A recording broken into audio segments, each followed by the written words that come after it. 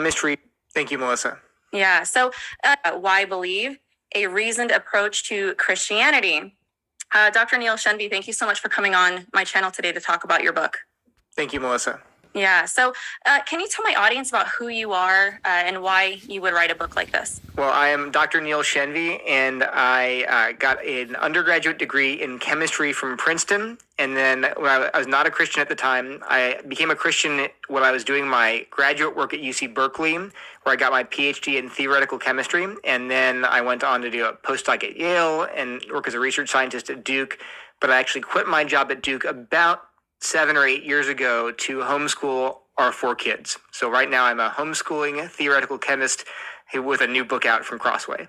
That's a triple threat there, Neil. That's amazing. Yeah, I remember last time you and I had an interview, and nobody ever saw this interview because I had such tech issues. So just so my audience knows, I would love to have Neil back on my channel to talk about CRT, which is another subject which he is qualified in.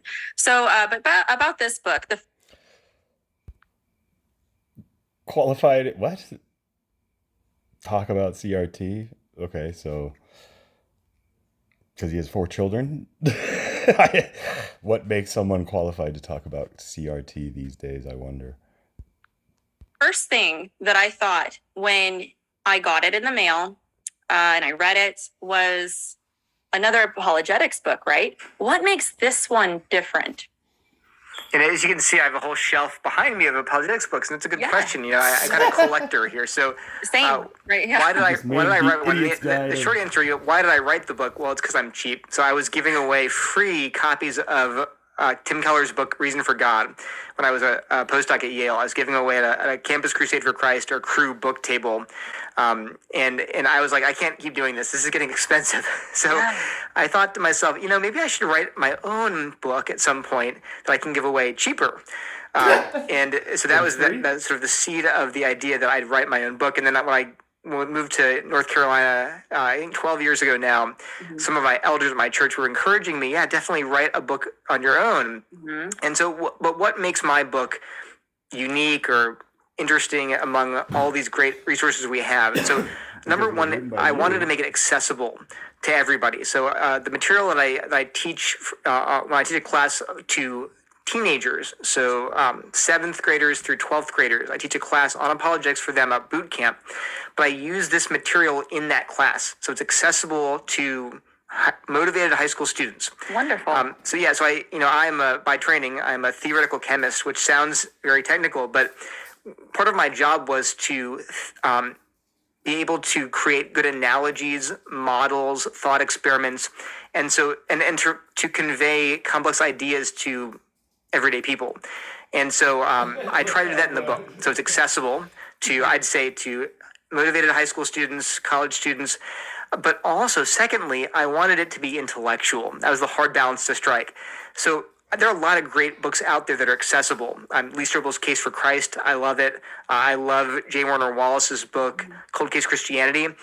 But I would not feel comfortable handing those books to my professors or my colleagues at a university, at a college setting, not because they're not good resources, but because, like, take Cold Case Christianity. I like that book a lot, but you open it up and it's got hand-drawn cartoons in it.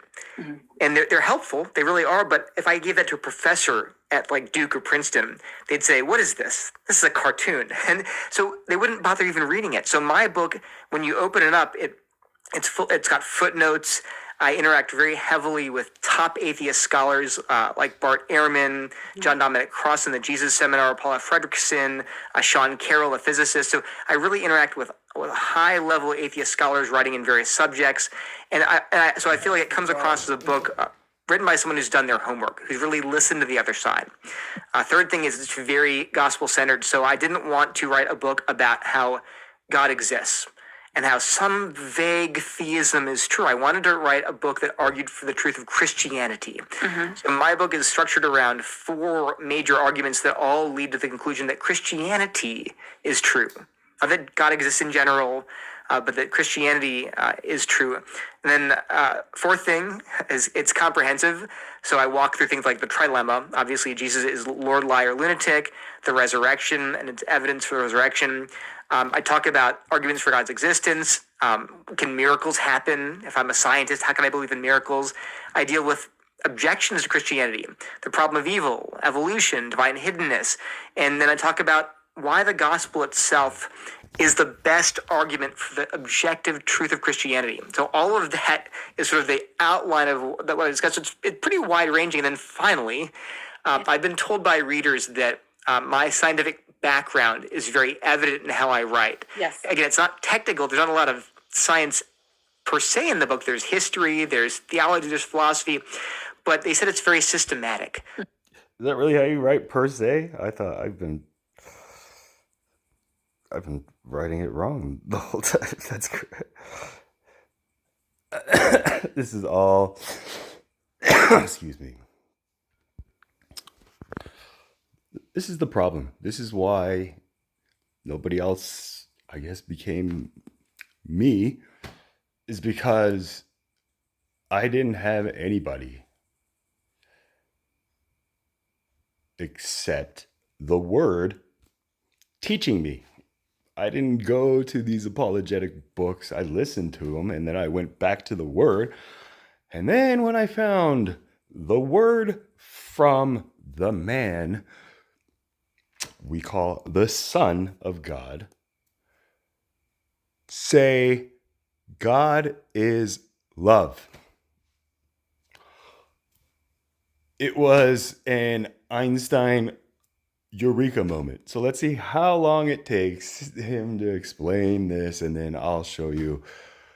Everybody wants to be an apologetic, it seems, or an atheist who combats apologetics, who go to these books that these types of men write, who are only as good as their teacher or teachers when they collect this many books behind them.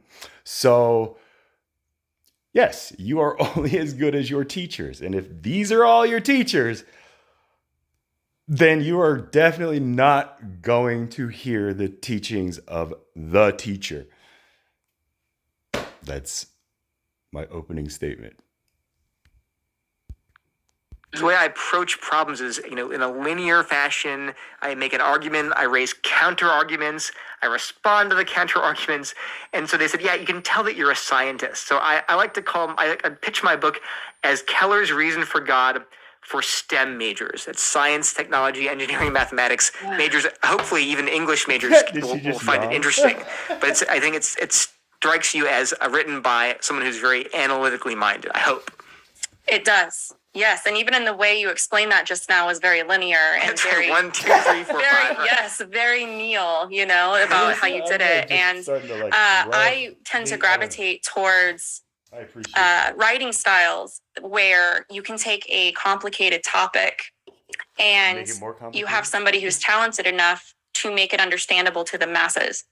It's like the difference between, if like Einstein was explaining physics compared to like what is that physicist? Michio Kaku, I believe his name is. Oh, yeah. Brilliant man. But when he explains physics, I get it.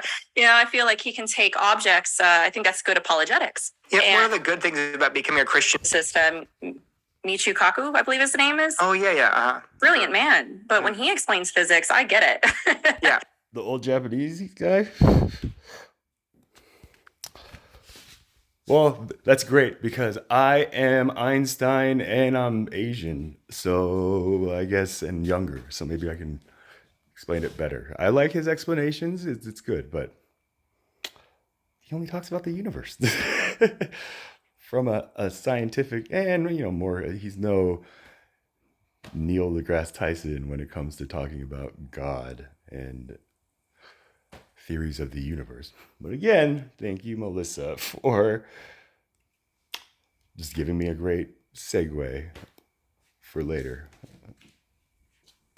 I feel like he can take objects. I think that's good apologetics. Yeah, one of the good things about becoming a Christian, I think, later in life was that I never... And this is where maybe, Melissa, if you can just clarify your answer for me. Is there a specific year of Einstein? Because Einstein had such a fascinating, at least from my perspective, way to just explain at least his theory of relativity amongst anybody who was hounding him for it, especially all the aristocrats that he found himself surrounded by. And that's a key story to Einstein that a lot of people don't know. A lot of people also don't know that Einstein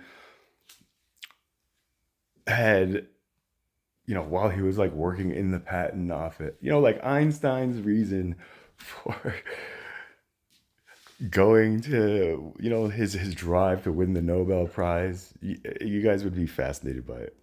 Look up just that history. But if I can go back to just how Einstein explains versus, Dr. Michikaku, the Asian Japanese. I'm thinking that's the same guy, the guy with the white hair. Yeah.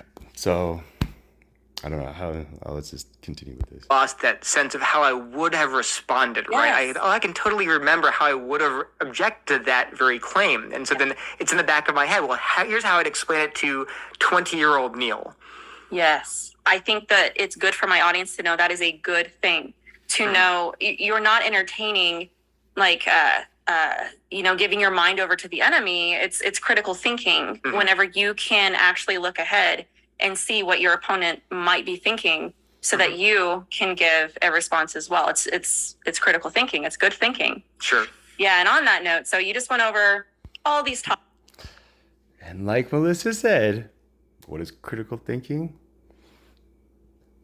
Hard. But it can be very, very fun if you make a game like it, like I have, which I can teach directly. I'm not going to write a book to try to teach people. I'm going to teach people who want to know how to think critically like Christ was thinking in scripture. Whatever it is your language is going to be, I'm the one people should come to if they want to, get answers from God, especially. But as we still have that choice of free will to turn to whoever, I'm sitting here in the middle. Melissa turns to Neil. I went to Melissa, which is how I got to Neil. I've, talked to Melissa through my way, and I'm starting to hear our conversation. That's why, if you're listening to my words. But again, if you weren't such a Christian, Melissa, I don't know if you read my comment, but you would make a killer teammate for me if I were to run like some crazy poker, like if you ever watched Rounders type situation, where it's like, I'm always looking at people like, oh man, that would be a great PIC. I'll just say I would just say that whoever your partner is in life is a very lucky person to have someone like you with this ability to at least keep me like guessing. I don't know. I guess that I would personally say to people like that's a very big compliment for me to give someone. So don't let that go to your head. Topics that you cover in your book. There was a lot. I had to really think about what I wanted to zone in on. And the one topic that, I don't know, maybe I need to think about more. Like, I get it, but there's an element of it that I am still kind of happily wrestling with. I think it's an apologist thing where we kind of like to wrestle with these topics because it helps us think better about them. And one thing in your book is chapter 5. The argument for morality.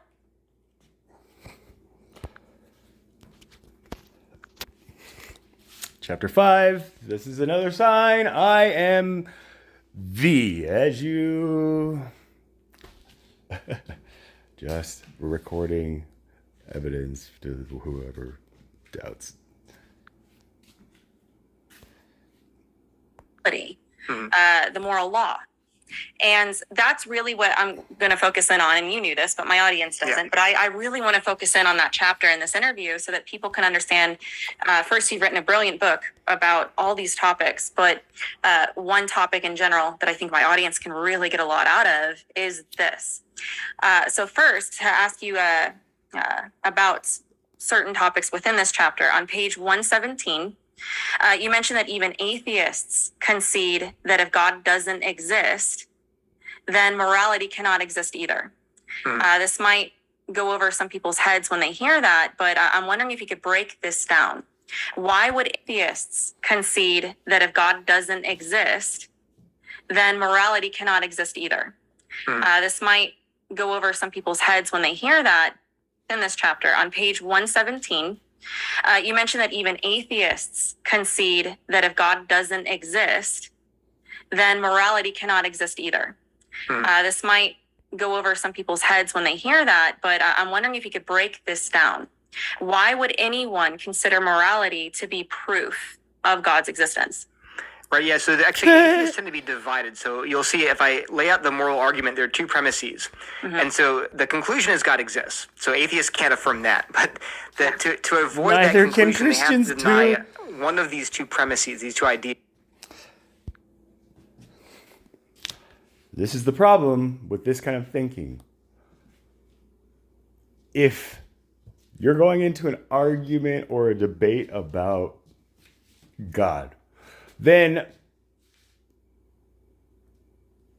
what is it just going to be arguments, or is there going to be a point in any of these discussions that people have been having while I have been talking to God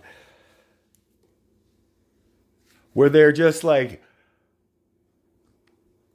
let's just agree from Scripture that God is love? Many Christians believe and have faith and devote their lives to this figure.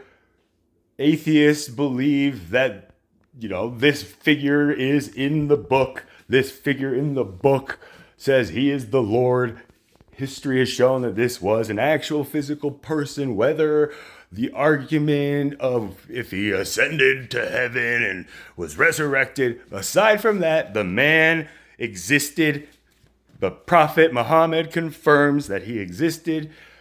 So there's the basis. And that man said to John to write, God is love. Anyone who does not know love does not know God, because God is love. And vice versa. Anyone who says they know God but does not love their brother does not know God. They are a liar. So, again, my mathematical proof, I did it in 3 steps on Facebook and then died. I died. People saw me come back and they were, I guess, upset. I don't know. Like I thought they would be happier when I came back and contacted them, and some. Yeah, I don't know. That's a whole different story, which correlates exactly to what Matthew and Luke and, thank God, John and eventually Paul. But hey, what do I know? I only have one book, and it's not on my shelf. It's on wherever, my floor, my couch, and I think we know what book I'm talking about. Is. And so some atheists would deny that you need God for morality. They'd say, no, you can have morality without God. So they would say that. And the other atheists would say, No, you need God for morality, but therefore morality does not exist. So here's the argument. I'll set it up for you, and I'll explain why we would think that morality is evidence for God. So the argument's this. It's very standard. William Lane Craig talks about it. Actually, C.S. Lewis, it's the main subject in his book, Mere Christianity. Yeah. Okay. It's definitely not my idea. So premise one, if God does not exist, then objective moral values and duties do not exist. That's premise one, first premise. Premise two, objective moral values and duties do, in fact, exist. Therefore, the conclusion is God exists. So it's a valid argument, meaning that if the premises are both true, then the conclusion follows logically from the premises. Yeah. So the question, so premise one, if God does not exist, then objective moral values and duties do not exist. That's premise one, first premise. Premise two, objective moral values and duties do. And this is the problem. This is where the entire problem started, or began perhaps. If God does not exist, if God is not in the Garden of Eden, he's not there, and the only duty, obligation Adam and I guess Eve, because they are joined as one when they left the mother and father, was to tend the garden. And according to Eve, when we dive into the conversation of, well, I think we know what the conversation, and this is where it's just, the serpent was the most cunning. It was the most cunning of linguists.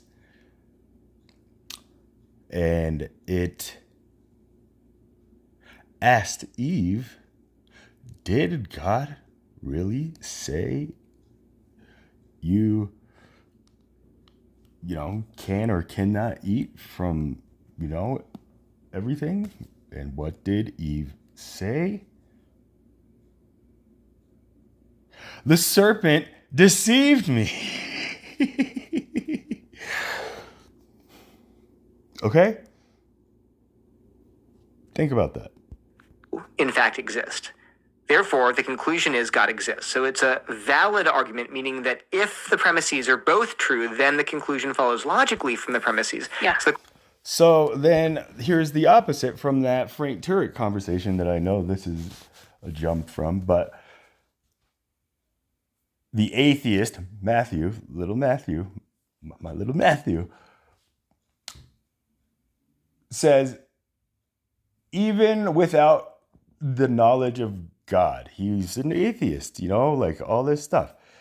If there was a world where, and this is the same C.S. Lewis says in the Abolition of Man, this is what I'm talking about. I know who his teacher is based on the exact wording that you set up. So this is an hour and 4. If it was an hour, just, oh my gosh. So it's a valid argument, meaning that if the premises are both true, then the conclusion follows logically from the premises. So the question then, is, are both premises true? And so obviously atheists have to either deny promise or premise one. What is it? From the premises. Yeah. So the question then is, are both premises true? And so obviously atheists have to either deny premise one or premise two or both. And here's the funny thing, just right off the bat, you can find very well-known intellectual, prominent atheists who affirm premise one or premise two independently. So some atheists affirm premise one. That's right. If God doesn't exist, then objective moral values and duties do not exist. They affirm that. Other atheists say, no, I actually reject that premise. I affirm premise two, though. I think that objective moral values and duties do exist without God. So you can find so the point is this: if those atheists are being rational, then it's rational to accept both premises, unless you have some other independent reason to think God's a fantasy. But if it's rational, premise one and premise two are both because the atheists are governed by an establishment called, God, what are they called? Their duty is to govern. Oh my God, how can I not? I'll think of it and I'll get back to you guys soon. Sensible and rational. Well, then it makes sense for someone to say, well, put them together, God exists. So right off the bat, you're like, okay, at least it means that I don't have to check my brain at the door and abandon reason to be a Christian or to be at least believe in God. So let's go into the premises now. So we talked about, yes. So again, as Frank said, you're one of these Christians who doesn't have enough faith to become an atheist, which I told Frank, like, you really don't. As a Christian theist, atheist, you don't have the faith of our God that he gives to do anything, to just take one letter and move it over a space and turn it into one word, rather than separate it from everybody else who just is like, yeah, I'm just a theist. Well, I'm atheist. What does that mean? It's like saying I'm a doctor. I'm not Dr. whatever your name is. It's like, already I forgot it, because you just, whatever this doctor, whatever says versus what Melissa says. To me, when I'm telling people like, hey, my friend, my sister Melissa said this, to which I, like, it's different than saying my doctor said this, when it's just like, oh, not that kind of doctor. Although that doctor is telling me like, maybe I should quit smoking and, all this stuff. But it's just like, yeah, I know that. Like, what? You don't think that like people who aren't going to medical school know that like smoking is bad? Like, I watch TV, doctor. Like, Well, how can you say that if God does not exist, there's no morality? How can you say that? Well, and people do say that. So let me give you three major atheists who believe that. So Jean-Paul Sartre, the famous atheist. Because they ate the apple and didn't think anything of it until God came back. Then the moral of, oh crap, Eve, what are we gonna do? Hide, like Ethan Crumbly's parents, and then let's figure it out while our kid is in jail, rotting away. Let's worry about what we're gonna do. Let's hide. Let's cover ourselves. Let's hide these tracks. How are we gonna do this, Eve? Come on, think. Adam, where are you? Eve! Adam. French philosopher, existentialist. And he says this: God does not exist. And all possibility of finding values in a heaven of ideas disappears along with him. Everything is permissible if God does not exist. Mm-hmm. So he's saying you can have subjective, personal preferences for things. I can like compassion. I can like kindness. I can like honesty, personally, subjectively. But there's no objective moral value saying that apart from my preference or your preference or everybody's preferences, compassion is objectively good, apart from any human being's preferences. So he says, yeah, I agree. If God doesn't exist, there's no heaven of ideas that ground these moral values. Therefore, there are no such values. Here's J.L. Mackie, a famous philosopher. He says, moral facts constitute so odd a cluster of qualities and relations. They're so strange that they are most unlikely to have arisen in the ordinary course of events without an all-powerful God to create them. So what does he mean by that? He says, think about this. And this is his reasoning. Mm-hmm. When you say something is an obligation, you ought to do this, you ought to do that, you should do this, you should not do that. Those are called imperatives. They're things that you ought to do. But they're not conditional. They're not statements about, oh, if you want this outcome, then you ought to do this. So you'd say, well, if you want to, say, become a clown, you ought to go to clown school, right? That's a conditional. Or if you want to... And this is where this is kind of like very personal to me, because you know, like I came out and told my parents, like, hey, I got some big news. And they were just like, I was just like, I am a comedian. My father was just like, and my mom was like, what? And, they're both, Koreans. They're South Korean immigrants who, came to America when my father was 19. If anybody who knows me knows my story, but none of you know me, but that's just a hint on that. But yeah, just, I told him I want to be a comedian. My father was like relieved and my mother was confused. And that's when my father looked over at her and was just like, clown. Like, ha ha ha ha ha. Like, that's what a comedian is a clown.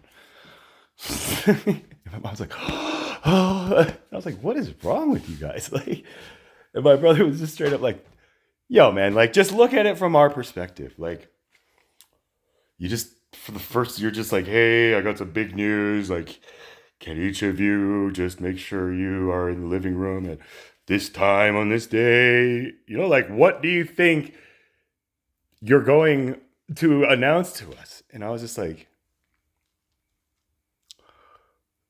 what did they think? He's like, they thought that you were going to tell them like you were gay. And I was like, well, technically I am gay. I'm like happy as hell. Like, but I was just like, this is another, I was just like, why does everybody just make this like, like this assumption? Like, I think Charles is like in the closet about being gay. And I've risen and just been like, why did you just say that? And they're just like, oh, we didn't mean it. People are, what's the word I'm looking? What is that word for that setter of standards and laws that governs life? Oh, I got another word I can't think of. Jeez, these doctors just throw so many ideas and. Win this game of chess, you ought to take their queen. Those are conditional imperatives. But Mackie says, wait a minute. But when I say you ought to love your neighbor, or you ought not to murder people, right? That's not conditional. You can't be like, well, I'm not playing the moral game. Like, there's no opting out of the moral game. So they're immediately, supposedly, these moral facts, like this is good, this is bad, you ought to do this, you ought not to do that, those give you reasons to act that are totally independent of your own personal goals. It's like, that's bizarre, right? I can understand saying if you want this goal, then you ought to do that. That makes sense. But where do these unconditional obligations come from if not from an all-powerful authority like God? So that's his reasoning. And finally, philosopher Joel Marx, who's a modern contemporary philosopher, he's an atheist, totally independent of your own personal goals. He's like, that's bizarre, right? I can understand saying if you want this goal, totally independent of your own personal goals. He's like, that, which is not to find God, but find the better argument than all the arguments that he's learned and studied that have been used to argue against the existence of God, where it's just clearly you do not see what you see nor say about Nazis. Let's just say it like that. it's bizarre, right? I can understand saying if you want this goal, then you ought to do that. That makes sense. But where do these unconditional obligations come from if not from an all-powerful authority like God? So that's his reasoning. And finally, and also the agreed reasoning between both you and whoever you're bringing up, Doctor, is that we are using the scientific argument method to prove whatever is correct, right? The scientific method?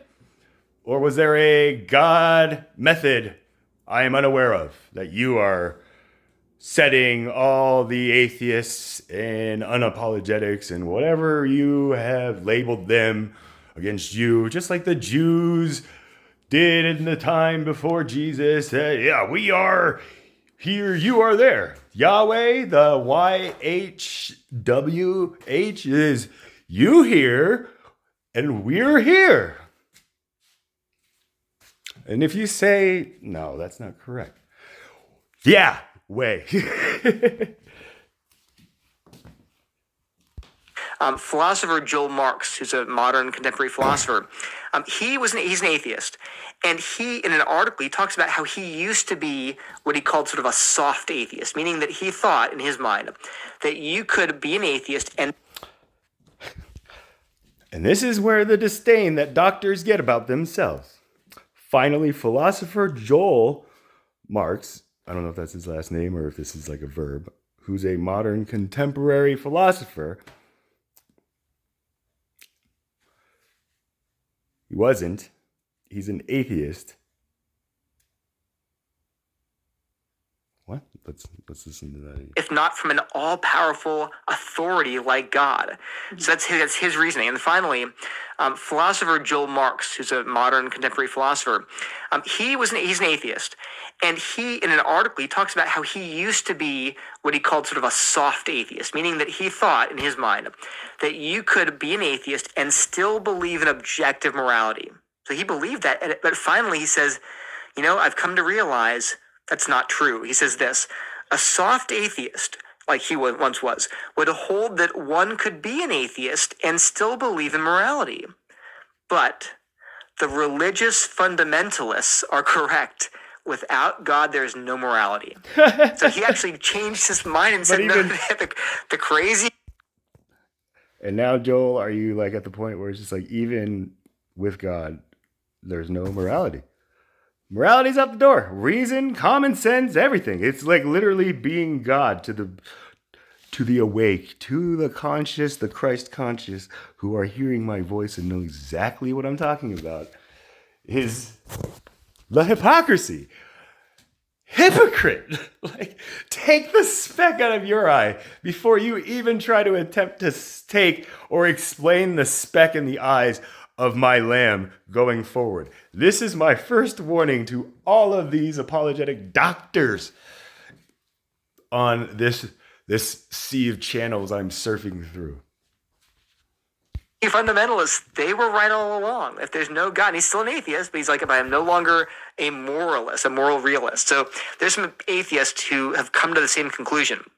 And then, of course, I'll just more briefly, there are atheists who do the opposite. They say, no, you can totally have morality without God. So, for example, Bertrand Russell says the question of whether a moral code is good or bad is the same as the question of whether or not it promotes human happiness. So he's grounding moral facts in happiness and morality without God. So, for example, Bertrand Russell says the question of whether a moral code is good or bad, morality without God. So, for example, Bertrand Russell says the question of whether a moral code is good or bad is the same as... What the heck is a bird? Is that to my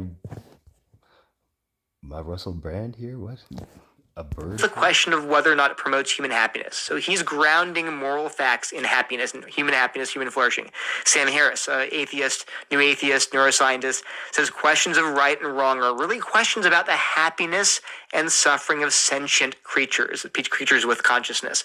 If we're in the position to affect the happiness of or suffering of others, we have ethical responsibilities towards them. And actually, like the majority of philosophers, according to a famous survey, the majority of people who have a position on moral facts, 2-to-1 favor them. So most more philosophers favor the existence of objective moral facts than those who deny them. So they're also, and most of them are atheists. So again, there are atheists who would say, no, you can totally have morality without God, and it's grounded somewhere else. It's not referring to God or God's commands, it's referring to human happiness, say.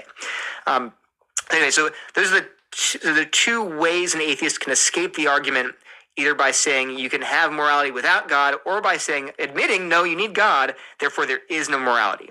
And one last thing, I know I'm talking a lot. Yeah, no, this is great. Yeah. The one thing that happens all the time when you bring up this argument with atheists is they think you're Okay, hold on.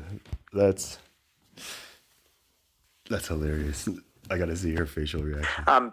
Anyway, so there's again, there are atheists who would say, no, you can totally have morality without God, and it's grounded somewhere else. It's not referring to God or God's commands, it's referring to human happiness, say.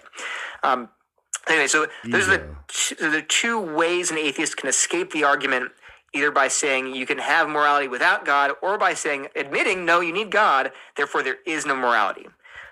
And one last thing, I know I'm talking a lot. Yeah, no, this is great. Yeah. The one thing that happens all the time when you bring up this argument with atheists is they think you're insulting them. They're like, how dare you call me a bad, immoral person? That's just slanderous. And I gotta emphasize here, we're not saying atheists can't behave morally. In fact, the Bible says God's law is written on our hearts, so we know right from wrong. God's inscribed His law there, and so atheists can behave morally. They can do things that are relatively good in the sense that all of us are. We're not that good anyway. None of us are. Christians, non-Christians, we're all in the end corrupt through sin. But I'd say, yeah, absolutely, atheists can engage in morally good behavior just like a Christian can. The question is, can you explain where the category of morality comes from if God... All right, so it's just... I'm getting sick of... I'm bored. That's the question. I'm so bored, here's a good analogy. doctor. Yeah. Imagine the category of soul or mind, this immaterial part of our person. So Christians believe in a soul or a mind. It's not identical to our physical bodies, not identical to our brains. There's this other part of us. Now imagine me making the argument, if nature is all that exists, just the material, physical stuff, if that's true, then souls don't exist. Premise 2, but souls do exist. Therefore, what? Therefore, nature is not all that exists. Imagine that argument, right? It's parallel to the moral argument. Yes. Now, can a naturalist say, how dare you, sir? You don't believe I have a soul? I'm just a soulless zombie, a mindless... I'm like, no. I'm not saying that. I'm saying, if nature is all that exists, then souls don't exist. But souls do exist. You have one, I have, we all have one. Yeah. I'm asking whether naturalism can explain that category of thing called a soul. In the same way, can atheism explain that category called morality? Where does it come from? Why does it exist? So that's the argument. Not that you're a zombie or soulless, or not that you're immoral. Just that does that category exist without God? This is all so fascinating. And it's interesting because if, say, you were debating an atheist, whenever you have somebody that, is an atheist and they are consistent with their beliefs and they believe that morality is subjective, right? So it's not objective, maybe it's cultural, which I'll get to that in a second. I want to ask you about that. But how would they define morality? So we have a moral law, and we know as Christians that there's a sort of illumination in God's word about morality, especially in Romans, right? Yeah. So you'll say, well, if the Bible didn't exist, then you would not be saying that sex before marriage was wrong, or that even homosexuality is wrong, or all these other things, right? So if it's written on our heart and say nobody had access to the Bible, we would still, at least the 10 Commandments, understand that these things are wrong. So if you were to have an atheist kind of throw that at you, right? How would you define what morality is? Because for a lot of them, they are saying that, well, Christians are saying that having sex with whoever you want, for example, is immoral, but you only believe that because of the Bible. So if you didn't have the Bible, how would you understand what's moral or not? Does that make sense? Yeah. So one thing I'd point out, so the question of whether or not there's a category called morality, there's a category of moral good and moral evil and right and wrong, is different than what goes in that category.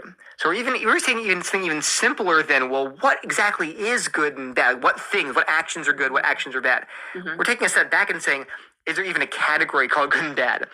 And so you could even grant, and I wouldn't grant this, but you could grant that we have no idea what goes in those categories. But there's a category called good and bad. That's all we have to show. We don't have to show what goes in the category.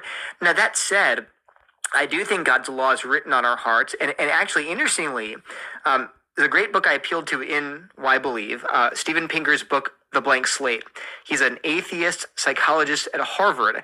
And in his book, The Blank Slate, in the appendix, he has a list of human universals These are things that anthropologists find in every culture across history, everywhere in the world. And there's like a list of it's like dozens of things like division of labor, but I'm gonna think all the things like use of tools, use of language, basic things that all humans exhibit. But some of those categories are fascinating because one of those categories are the difference between right and wrong and good and evil. That's universal for human beings. We all have categories of morality, and certain moral, beliefs. Like, well, what goes in the category of evil? Murder is wrong in every culture, universally. Rape is wrong in every culture. And here's the funny thing: literally, the side-by-side elements that are universally true of all cultures. The first is rape is prohibited. It's wrong, right? The next thing on the list is rape happens. So it's Romans 1. We have God's law in our hearts, and we break that law. Those are both universal human experiences throughout all cultures.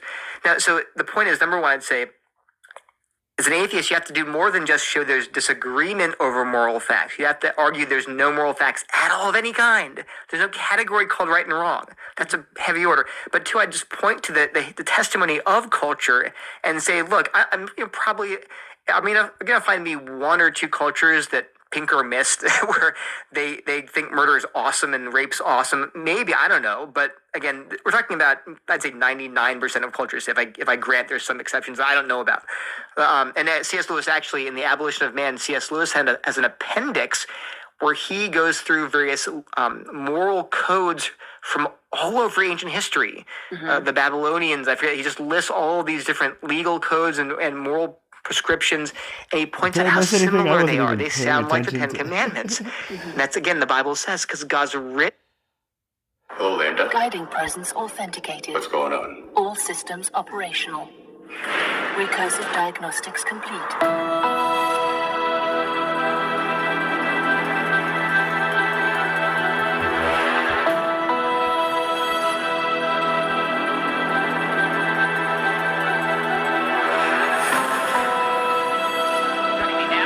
Arkansas Senator Tom Cotton, who sits on the Armed Services Committee. On the screen, she is on the left, he is on the right. Yes? No? What can I do for Melissa here?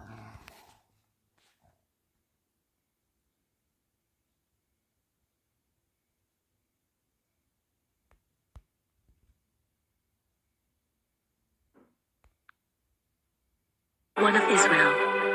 Therefore the anger of the Lord is aroused against his people. He has stretched out his hand against them and stricken them, and the hills tremble. Father, God, I seek not to please myself. Blossom will And since you accept glory from one another, you will accept him. You know that you do not have the love of God as a lamp that burned and gave you. How can you believe in your hearts for a time, but do not seek the glory that comes from the only God? The Father who sent me in your hearts. Points out how similar they are. They sound like the Ten Commandments. And that's, again, the Bible says, because God's written his laws in our hearts. So that's the first thing I'd say is, look, the atheist has to do more than just say there's disagreement, because there's disagreement over physical facts. There are people out there who believe the earth is flat. They really do. They're totally wrong, but they exist. But could you say, well, look, some people, like 0.001% of the U.S. in the 21st century believes in a flat earth, right? Therefore, there's no flatness around us that's not even a category. Who knows what's true? Say, no, wait a minute. There is a truth of the matter about the Earth's shape. There is a fact of the matter, and more than that, the agreement is tremendous. So I'm arguing in the same way, there is a category of truth pertaining to morality. Some things are right, some things are wrong, and history and anthropology shows there's a lot of agreement, vast amounts of agreement on what goes in those two buckets. So I think what's more common, though,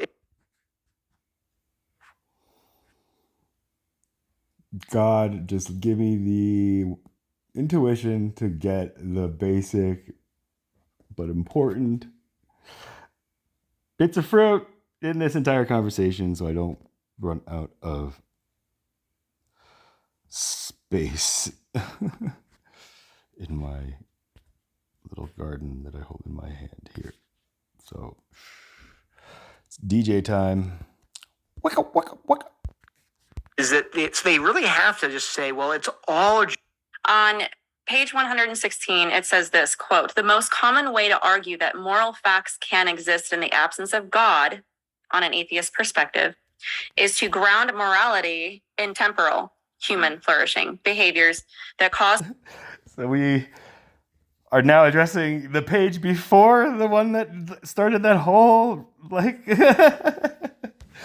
people to suffer are immoral, and those which benefit people are... thing to say is, well, when we say morality and good and evil, we're just talking about human happiness. And so actually that would, if they appealed to that, that's at least objective. You can measure, or at least there's some fact of the matter about human happiness. So they're saying, no, objective moral facts do exist. They're affirming that, but they're denying you need God for it. What they're saying is it's grounded not in God's character or his commands. Rather, moral facts are objective, they are, but they're grounded in people being happy or people flourishing, which is sort of a broader category. One of the most convincing arguments for God's existence.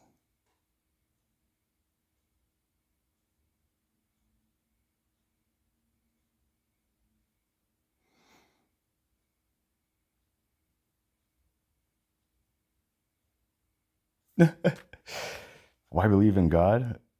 Why believe in the gospel? Why believe in truth? I interviewed Dr. Neil Shenvi about one of the most fascinating arguments for God that we as Christians should become familiar with. And there's happiness. So people, being healthy and well fed and having friendships and meaning in life, and all of that is, you measure all of that stuff, human flourishing, and that's what is we've talked about. We mean morality. Morality means achieving a state that is the maximum number of people is flourishing. Now, what's the problem with that view? I think there are lots of problems. So, number one is that this is at 2 times the speed. Really? Oh, I should have just... consistent problem throughout history. How do you adjudicate between the flourishing of groups and the flourishing of individuals? So, simple example. Imagine you have a society that you can design a society where people are flourishing, they're happy, they're fulfilled, they're healthy, they have plenty to eat. So 99% of society is flourishing, but 1% are enslaved. The reason the whole society is flourishing, 99% are flourishing, is because they enslaved the 1%. And the 1% lead miserable, tortured lives. There's actually a science fiction novel by, what's her name? Ursula Le Guin, I think. And so it's called The Ones Who Left Omelas, and it envisions this exact the government! She imagines this society was totally happy and fun-loving and everything's just full of joy and pleasure. But the reason the way they get that society is by basically torturing a child. Thank you for reminding me. The government, which is now who I am in charge of. Gosh, thank you.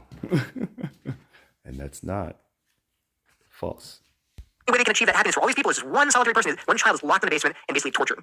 And she asks, is that a good society? And she says, and in her fictional work, some people just accept that. They're like, okay, well, that's the deal, I guess so. And others just abandon it. They're like, I can't handle this. There's even one innocent sufferer. It's not, you can't trade even all that happiness for one person who's suffering. So the problem is, if you're going to say morality is grounded, so what it means to be moral is to achieve a flourishing society. And what, as moral as it leads to that state of flourishing, well, how do you weigh the needs of the many versus the needs of the few? Why not enslave a handful of people or an ethnic group if it can make everyone's life happier? That's a big problem, because throughout history, we've seen human beings will easily trample on individuals for the greater good. That's a theme in one of the Harry Potter things. For the greater good, terrible stuff. For the greater, here's the problem. If the greater good is identical with the good, then torturing the innocent and killing and mass murders and genocide, all those things, if they actually lead to the greater good, if they really do, that's moral. You're obligated to do that. You're obligated to kill and lie and torture if it truly does produce a flourishing society. So that's a big problem. Here's another problem. How do you deal with things like lying? Because lying can actually end up producing a state where people are happy based on the lie. So I know get this later, I'm sure, but an example in my book is imagine that if you are married and you have multiple affairs with multiple mistresses and lie about those affairs to your wife, I mean, look, your wife's happy because she doesn't know you're cheating on her. Your mistresses are all happy because you're a good philanderer, I guess. And you're happy because you have lots of promiscuous sex. So on the view that morality is identical with human flourishing, and if everyone seems to be flourishing on that view, then not only is that a good thing to have affairs and then lie to your wife would be a good thing, it'd actually be morally obligatory because you're maximizing people's happiness. Now, good luck explaining that to your wife, right? But my point is, clearly there are things that you can do that seem to maximize happiness and yet are truly wicked things. And so that's another problem with the idea that human flourishing and morality are identical. And then the final thing, this is the problem again, philosophers have raised all these problems before, there are many more than this, let's be free, is what's known as the epistemic problem, which means how you know what is moral. So there's a lot of epistemic uncertainty, meaning if morality is grounded in what leads to the maximal flourishing of the most people in the future, it's not like right now, but of course we do things today that happen to have effects tomorrow. So morality is you have to look at it in the future too. What am I actually going to do in terms of consequences in a week, in a month, in a year? Here's the problem. If morality is measured by what happens eventually in the future, long-term future, well, how can I ever know what's actually good? So here's an example we've talked about. Is it good to murder a baby? To murder a baby.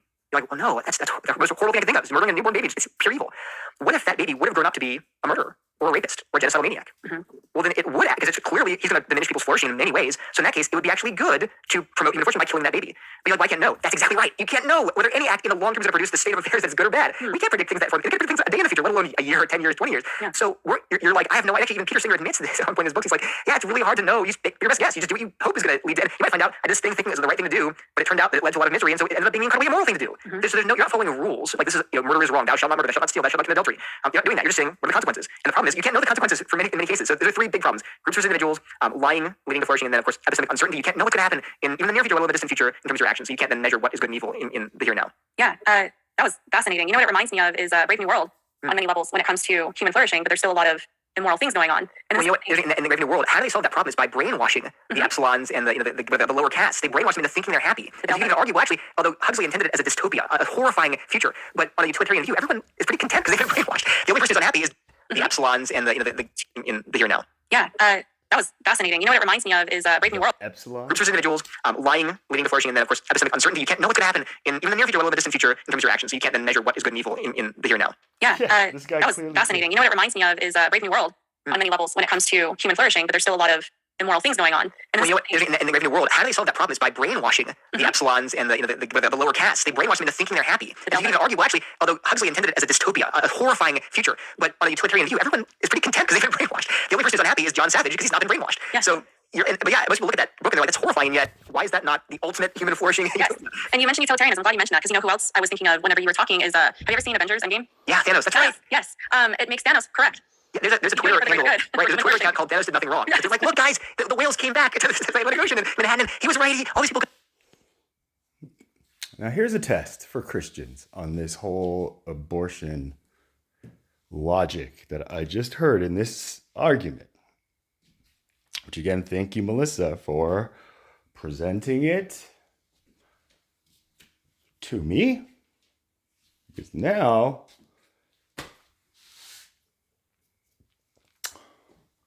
I can see that if the doctor who is just, okay, I gotta just come down, and it's just not going to stop until there's a firm standard. All right. So like that, if you don't love Judas, then you don't love Jesus. Think about this. Let's go back.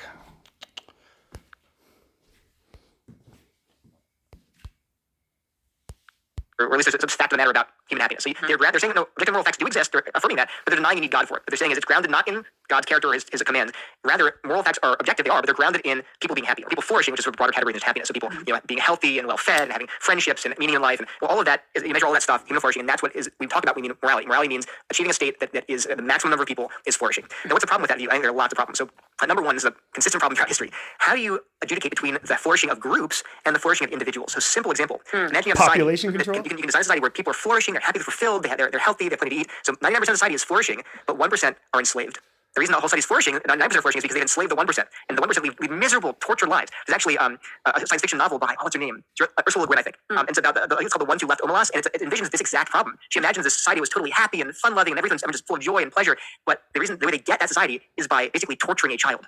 The only way they can achieve that happiness for all these people is just one solitary person. One envisions this exact problem. She imagines this society was totally happy and fun-loving, and everything's just full of joy and pleasure. But the way they get that society is by basically torturing a child. The only way they can achieve that happiness for all these people is just one solitary person. One child is locked in the basement and basically tortured. And she asks, is that a good society? And she says, and in her fictional work, some people just accept that. Like, okay, well, that's the deal, I guess so. And others just abandon it. They're like, I can't handle this. There's even one innocent sufferer. It's not, you can't trade even all that happiness for one person who's suffering. So the problem is, if you're going to say morality is grounded, so what it means to be moral is to achieve a flourishing society. And what as moral as it leads to that state of flourishing, well, how do you weigh the needs of the many versus the needs of the few? Why not enslave a handful of people or an ethnic group if it can make everyone's life happier? That's a big problem because throughout history, we've seen human beings will easily trample on individuals for the greater good. That's a theme in one of Harry Potter's things. For the greater good, terrible stuff. For the greater, here's the problem. If the greater good is Again, I've already called them out. Don't worry. They're already addressed. And if you want to see the video, it is rottenness, and their blossom will ascend like dust, because they have rejected the law of the Lord of hosts, and despised the word of the Holy One of Israel. Therefore the anger of the Lord is aroused against his people. He has stretched out his hand against them, and stricken them, and the heavens trembled. Their Obvious things. So for the greater good reveals terrible stuff. For the greater, here's the problem. If the greater good is identical with the good, then torturing the innocent and killing and mass murders and genocide, all those things, if they actually lead to the greater good, if they really do, that's moral. You're obligated to do that. You're obligated to kill and lie and torture if it truly does produce a flourishing society. So that's a big problem. Here's another problem. How do you deal with things like lying? Because lying can actually end up producing a state where people are happy based on the lie. So I'll get into this later, I'm sure. But an example in my book is imagine that if you are married and you have multiple affairs with multiple mistresses and lie about those affairs to your wife. I mean, look, your wife's happy because she doesn't know you're cheating on her. Your mistresses are all happy because you're a good philanderer, I guess, and you're happy because you have lots of promiscuous sex. So on the view that morality is identical with human flourishing, and if everyone seems to be flourishing on that view, then not only is that a good thing to have affairs and then lie to your wife would be a good thing, it actually be morally obligatory because you're maximizing people's happiness. Now, good luck explaining that to your wife, right? But my point is, clearly there are things that you can do that seem to maximize happiness and yet are truly wicked things. And so that's another problem with the idea that human flourishing and morality are identical. And then the final thing, this is the problem again, philosophers have raised all these problems before, there are many more than this, let's be free, is what's known as the epistemic problem, which means how you know what is moral. So there's a lot of epistemic uncertainty, meaning if morality is grounded in what leads to the maximal flourishing of the most people in the future, it's not like right now, but of course we do things today that happen to have effects tomorrow. So morality is you have to look at it in the future too. What am I actually going to do in terms of consequences in a week, in a month, in a year? Here's the problem. If morality is measured by what happens eventually in the future, long-term future, well, how can I ever know what's actually good? So here's an example we've talked about. Is it good to murder a baby? Just murder a baby. You're like, well, no, that's the most horrible thing I can think of. Is murdering a newborn baby. It's pure evil. What if that baby would have grown up to be a murderer or a rapist or a genocidal maniac?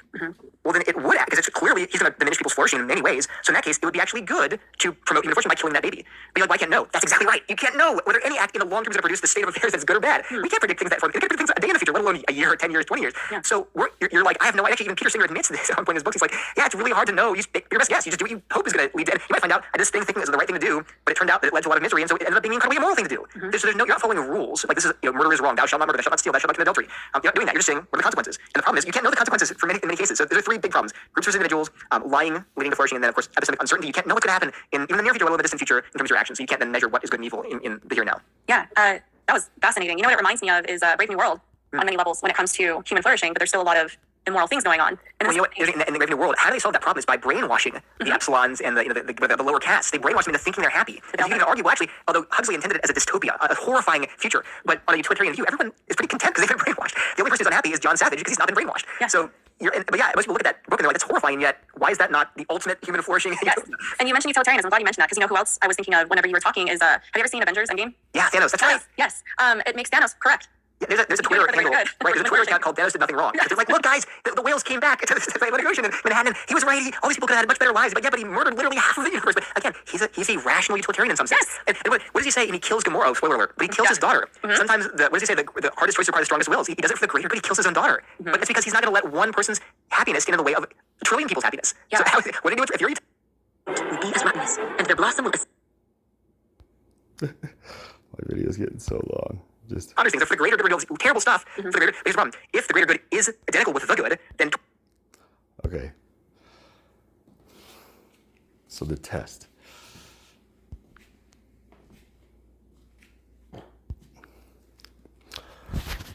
If a Christian pro-life activist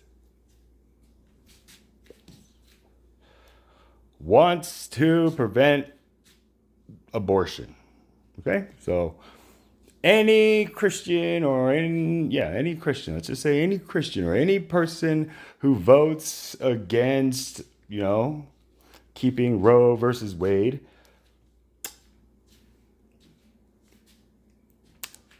is weighed for judgment. Anytime one of these children from this day commits one of these acts,